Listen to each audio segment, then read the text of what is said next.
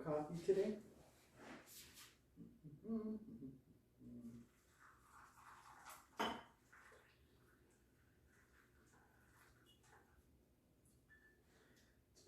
be nice and smooth. But it's as nice and smooth as I could get it.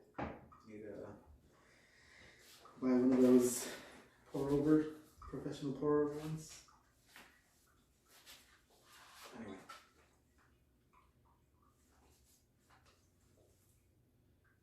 They rode for the entire day.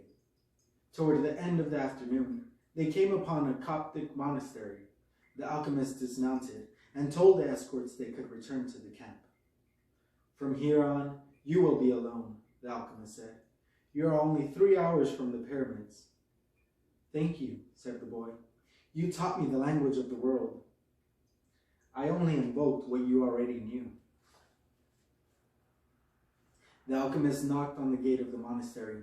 A monk dressed in black came to the gates. They spoke for a few minutes in the Coptic tongue, and the alchemist bade the boy enter. I asked him to let me use the kitchen for a while, the alchemist smiled. They went to the kitchen at the back of the monastery. The alchemist lighted the fire, and the monk brought him some lead, which the alchemist placed in an iron pan. When the lead had become liquid, the alchemist took from his pouch the strange yellow egg. He scraped from it a sliver as thin as a hair, wrapped it in wax, and added to the pan in which the lead had melted. The mixture took on a reddish color, almost the color of blood. The alchemist removed the pan from the fire and set it aside to cool. As he did so, he talked with the monk about the tribal wars. I think they're going to last for a long time, he said to the monk. The monk was irritated. The caravans had been stopped at Giza for some time, waiting for the wars to end. But God's will be done, the monk said. Exactly, answered the alchemist. When the pan had cooked, the monk and the boy looked at it, dazzled. The lead had dried into the shape of the pan, but it was no longer lead. It was gold. Will I learn to do that someday? The boy asked. This was my personal legend, not yours, the alchemist answered. But I wanted to show you that it was possible. They returned to the gates of the monastery. There, the alchemist separated the disc into 4 parts. This is for you, he said, holding one of the parts out to the monk. It's for your generosity to the pilgrims. But this payment goes well beyond my generosity, the monk responded. Don't say that again. Life might be listening and give you less the next time. The alchemist turned to the boy. This is for you, to make up for what you gave to the general. The boy was about to say that it was much more than he had given the general, but he kept quiet because he had heard what the alchemist said to the monk. And this is for me, said the alchemist, keeping one of the parts, because I have to return to the desert where there are tribal wars. He took the 4th part and handed it to the monk. This is for the boy, if he ever needs it. But I'm going in search of my treasure, the boy said. I'm very close to it now. And I'm certain you'll find it, the alchemist said. Then why this? Because you have already lost your savings twice, once to the thief and once to the general. I'm an old superstitious Arab, and I believe in our proverbs. There's one that says, everything that happens once can never happen again, but everything that happens twice will surely happen a 3rd time. They mounted their horses.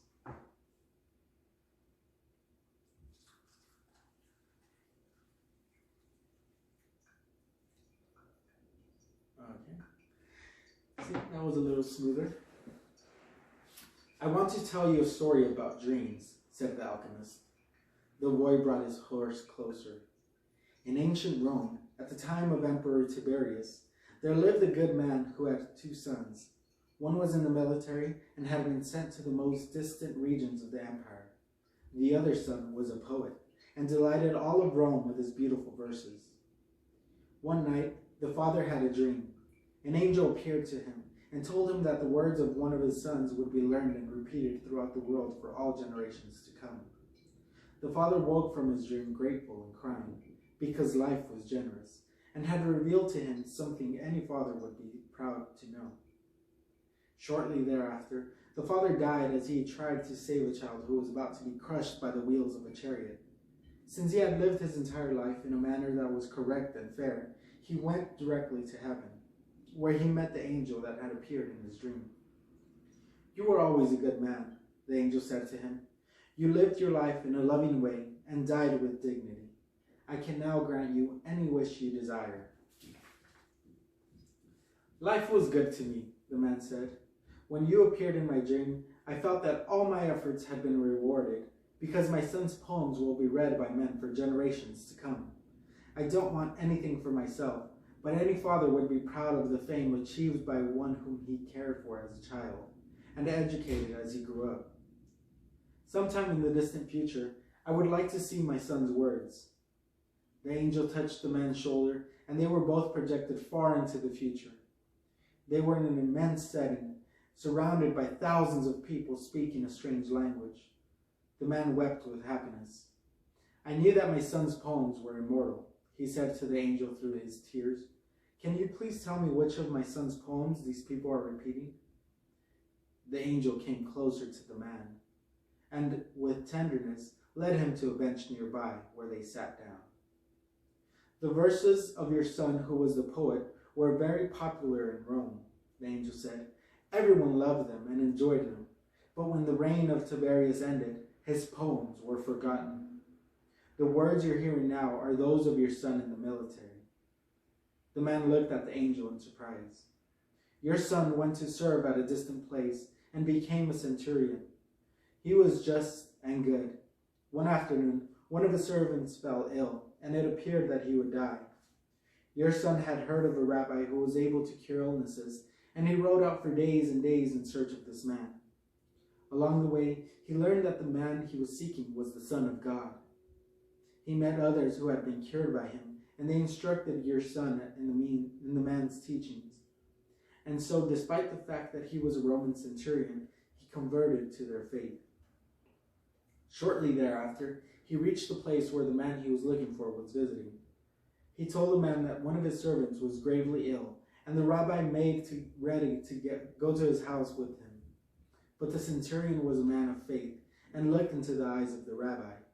He knew that he was surely in the presence of the Son of God. "And this is what your son said," the angel told the man. These are the words he said to the rabbi at that point, and they have never been forgotten. "My Lord, I am not worthy that you should come under my roof, but only speak a word and my servant will be healed." The alchemist said, "No matter what he does, every person on earth plays a central role in the history of the world, and normally he doesn't know it." The boy smiled. He had never imagined that questions about life would be of such importance to the shepherd. "Goodbye," the alchemist said. "Goodbye," said the boy. Okay, and one more pour.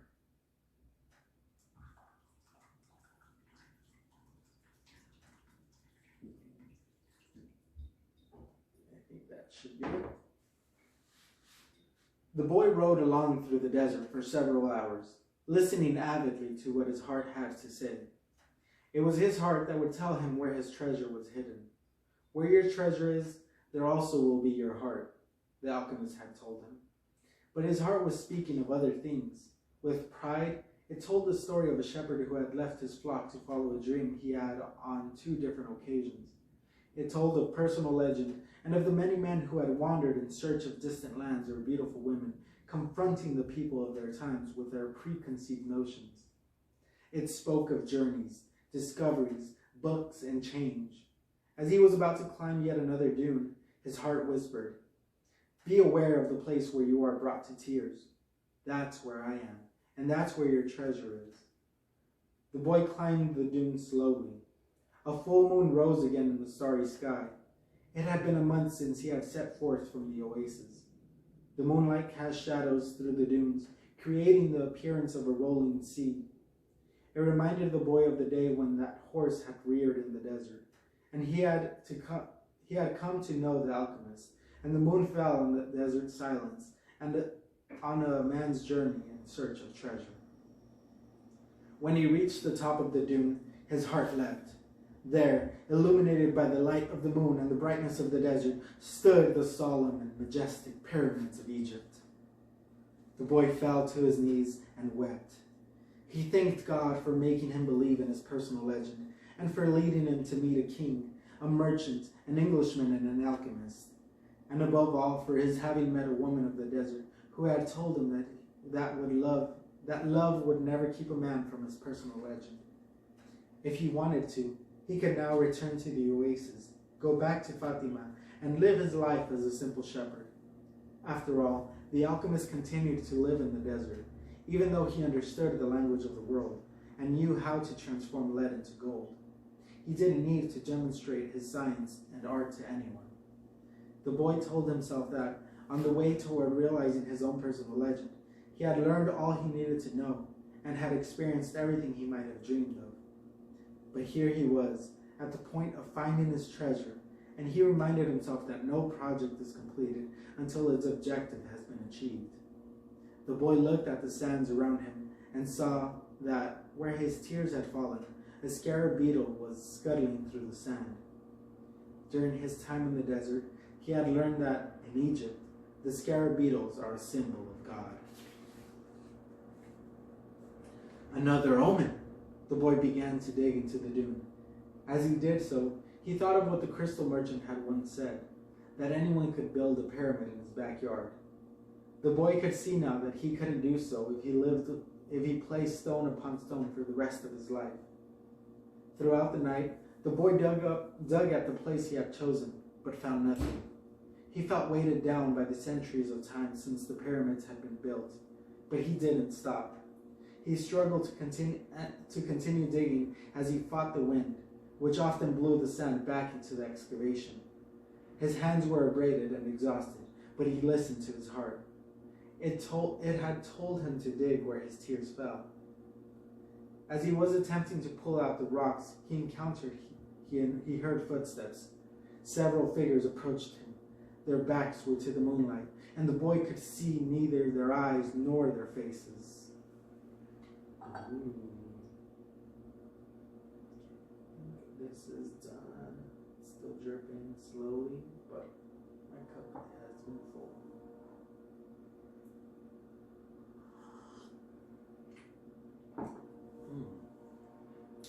Pretty good.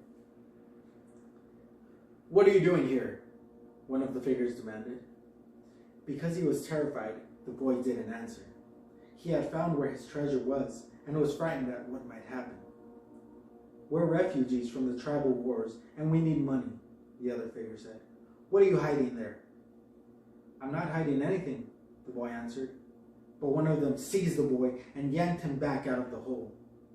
Another, who was searching the boy's bags, found the piece of gold. There's gold here, he said. The moon shone on the face of the Arab who had seized him, and in the man's eyes the boy saw death. He's probably got more gold hidden in the ground. They made the boy continue digging, but he found nothing. As the sun rose, the men began to beat the boy. He was bruised and bleeding. His clothing was torn to shreds, and he felt that death was near. What good is money to you if you're going to die? It's not often that money can save someone's life, the alchemist had said. Finally, the boy screamed at the men, I'm digging for treasure! And although his mouth was bleeding and swollen, he told his attackers that he had twice dreamed of the treasure hidden near the pyramids of Egypt. The man who appeared to be the leader of the group spoke to one of the others. Leave him. He doesn't have anything else. He must have stolen the gold. The boy fell to the sand, nearly unconscious. The leader shook him and said, We're leaving. But before they left, he came back to the boy and said, You're not going to die. You'll live. And you'll learn that a man shouldn't be so stupid. 2 years ago, right here on this spot, I had a recurrent dream too. I dreamed that I should travel to the fields of Spain and look for a ruined church where shepherds and their sheep slept. In my dream, there was a sycamore growing out of the ruins of the sacristy, and I was told that if I dug at the roots of the sycamore, I would find a hidden treasure. But I'm not so stupid as to cross an entire desert just because of a recurrent dream. And they disappeared. The boy stood up shakily and looked once more at the pyramids. They seemed to laugh at him, and he laughed back, his heart bursting with joy, because now he knew where his treasure was.